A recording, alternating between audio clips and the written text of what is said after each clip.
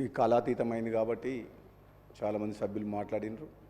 కాబట్టి ఎక్కువ లోతుకు పోకుండా నాకంటే ముందు మాట్లాడిన గౌరవ ముఖ్యమంత్రి గారు మరియు మంత్రివర్యులు ప్రతిపక్ష సభ్యులు డాక్టర్ మన్మోహన్ సింగ్ గారు ప్రధానిగా 10 ఏళ్ల పాటు పారదర్శకంగా దేశాన్ని ఏ విధంగా పరిపాలించారు, ఎంతటి గొప్ప నిర్ణయాలు తీసుకుంటూ దేశ అభివృద్ధి కోసం, ప్రజా సంక్షేమం కోసం, దేశ సమగ్రత కోసం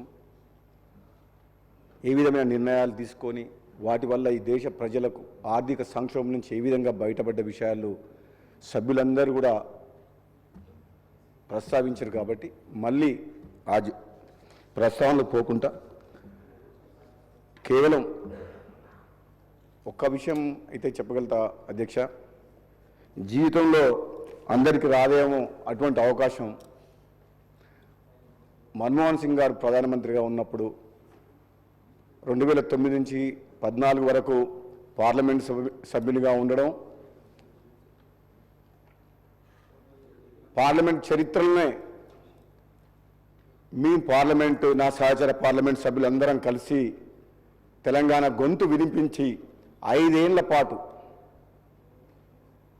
కేంద్ర ప్రభుత్వం ఉన్నా సరే ప్రధానమంత్రి ఎదుటనే ఆయన ముందరనే స్వయంగా సోనియా గాంధీ గారు, ప్రణబ్ ముఖర్జీ ముందరే డైలీ వెళ్ళకపోయి తెలంగాణ గొంతు వినిపించే అవకాశం మాకు దొరకడం అనేది జీవితంలో అదృష్టంగా భావిస్తున్న అధ్యక్ష. నిజంగా ఒక విధంగా చెప్పాలంటే పార్లమెంట్ సభ్యులుగా ఎన్నుకున్న మా భువనగిరి నియోజకవర్గ ప్రజలకు తెలంగాణ ఇచ్చిన ఆ రోజు ప్రధానమంత్రిగా ఉండి తెలంగాణ బిల్లు పాస్ చేయించి తెలంగాణ రాష్ట్ర ప్రజల యొక్క చిరకాల కోరిక నెరవేర్చిన మన్మోహన్ సింగ్ గారి మన మధ్యన లేకపోయినా సరే చరిత్రలో ఎప్పటికి కూడా తన పేరు నిలిచిపోతుంది.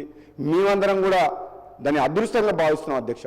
మాలాంటి వ్యక్తులం ఆ రోజు యువకులుగా తెలంగాణ ఉద్యమం నడుస్తుంటే ఎన్నో సందర్భాల్లో ఒక చాలా ఇంపార్టెంట్ బిల్స్ చర్చ నడుస్తుంటే కూడా ప్రధానమంత్రి గారు కూడా మేము ఎంత పోయి ఇక్కడ ఎంతోమంది చనిపోతున్న నేపథ్యంలో ఉద్యమం తీవ్రంగా ఉంటే వెళ్ళకపోతే కూడా ఒక్కరోజు కూడా వారించలేదు అధ్యక్ష. ప్రధానమంత్రి గారు కానీ, సోనియా గాంధీ గారు కానీ, ప్రణబ్ ముఖర్జీ గారు కానీ, మిగతా సభ్యులు కానీ ఒక్కరోజు కూడా వారించలేదు. ఎందుకంటే నిజంగా ఉద్యమం ఆ విధంగా ఉండే, ఆ రాజు పరిస్థితులు ఆ విధంగా ఉండే. పార్లమెంట్ సభ్యులను తెలంగాణకు సంబంధించిన 12 మందిని ఎప్పుడు కూడా తెలంగాణ జరుగుతున్న ఎప్పటికప్పుడు వాళ్ళ కళ్ళకు అద్దినట్టు 5 ఏళ్ల పాటు మేము మా గొంతు వినిపిస్తుంటే ఏనాడు కూడా ఒక్క మాట చెప్పలేదు అధ్యక్ష. ఎన్నో సందర్భాల్లో మా బాధ తెలుస్తేందుకు ఇక తెలంగాణలో ఉన్న పరిస్థితులు ఎప్పటికప్పుడు ప్రధానమంత్రి గారికి తెలియజేసే అవకాశం మాకు దొరికేది అధ్యక్ష. ఎప్పుడు అపాయింట్మెంట్ అడిగినా మేము ఎంపీలం పోయి కూర్చొని మాట్లాడితే నిజంగా గొప్ప మా మహానుభావుడు మన మధ్యన లేకపోయినా సరే ఆయన మా బాధ వినేవాడు అధ్యక్ష. తక్కువ మాట్లాడినా సరే చాలా సందర్భాల్లో మేము 15 నిమిషాలు 20 నిమిషాలు అన్నీ ఎప్పటికప్పుడు వింటుంటే ఒక్క మాట మాట్లాడేది, తప్పకుండా మీకు న్యాయం జరుగుతుంది అనే మాట మాత్రం ఒకటే మాట అధ్యక్ష, ఎప్పుడు ఆ మాట అనేవాడు అధ్యక్ష. అన్నిటికంటే ఇంకా అదృశ్యమైన అధ్యక్ష ఇంకొకరిని తీసుకోను. 2014లో తెలంగాణ వచ్చిన తర్వాత పార్లమెంట్ ఎన్నికల సందర్భంగా నాకు మా పార్టీ ఇన్ఛార్జ్ దిగ్విజయ్ సింగ్ గారు ఫోన్ చేశారు అధ్యక్ష. మరి మన్మోహన్ సింగ్ గారు ప్రోగ్రాం తెలంగాణలో పెడదామనుకుంటున్నారు, డిసైడ్ అయింది, ప్రైమ్ మినిస్టర్గా ఒక్కసారి ప్రోగ్రాంకి వస్తాడు, మరి అందరూ ఎవరిని అడిగినా కానీ మరి రెడీ లేరు, వేరే పేర్లు చెప్తుండ్రు, మరి నువ్వు చేయాలి, నీకు అత్యంత సన్నిహితుడు కదా అని చెప్పి. అవును అధ్యక్ష, నిజంగా అన్ని నాకు ఒక గొప్ప అదృష్టంగా భావించి 2014లో 2009లో ఎన్నికల సందర్భంగా సోనియా గాంధీ గారు ఎక్కడైతే వచ్చి సభ పెట్టామో అదే స్థలంలో సెంటిమెంటల్గా మళ్ళీ మన్మోహన్ సింగ్ గారితో దాదాపు 3 లక్షల మంది ప్రజలతోటి ఆయన తెలంగాణ ఇచ్చిన మాట మేము నిలబెట్టుకున్నాం, మాకెంత కష్టమైనా అని చెప్పి ఆ సభ ద్వారా మన్మోహన్ సింగ్ గారు చెప్పిన అధ్యక్ష. నిజంగా మన్మోహన్ సింగ్ గారు అధ్యక్ష ఎందుకో నేను ఓడిపోయిన తర్వాత నన్ను పిలిపించి కూడా మాట్లాడింది అధ్యక్ష.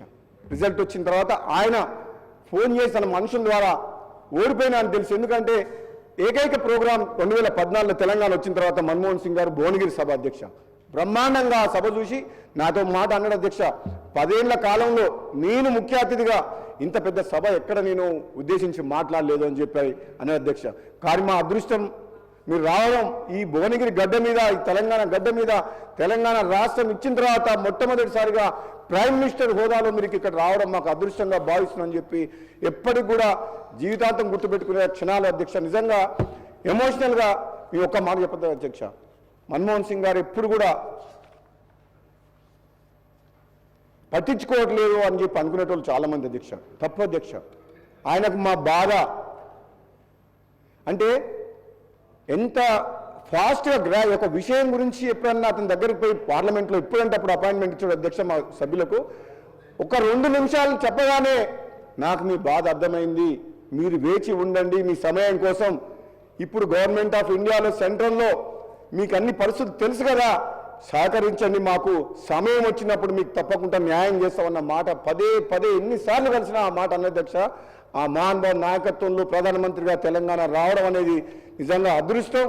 ముఖ్యమంత్రి గారు ఆలోచన ఏదైతుందో మొట్టమొదటిగా తన స్టాచ్యూ ఒకటి చాలా పెద్ద పార్క్ లాంటిది ఏదైనా మంచి స్టాచ్యూ కూడా కాదు, ముఖ్యమంత్రి గారికి నా అభిప్రాయం మాత్రం వ్యక్తం చేస్తున్నా, మంచి ఒక పార్క్ టైప్ ఒక ప్రైమ్ మినిస్టర్ గారి పేరు మీద మన్మోహన్ సింగ్ గారిని నెలకొల్పాలని చెప్పి తెలంగాణ ప్రజలు ఎప్పుడు కూడా మన్మోహన్ సింగ్ గారు సేవలు చేసిన వాళ్ళు మర్చిపోకుండా మిగతా మన సభ్యురాలు ఇప్పుడే సబితా ఇంద్రారెడ్డి గారు చెప్పిన స్కిల్ డెవలప్మెంట్ యూనివర్సిటీ అటువంటిది కూడా పేరు పెట్టాలని చెప్పి తెలియజేస్తూ నాకు అవకాశం ఇచ్చినందుకు ధన్యవాదాలు అధ్యక్ష.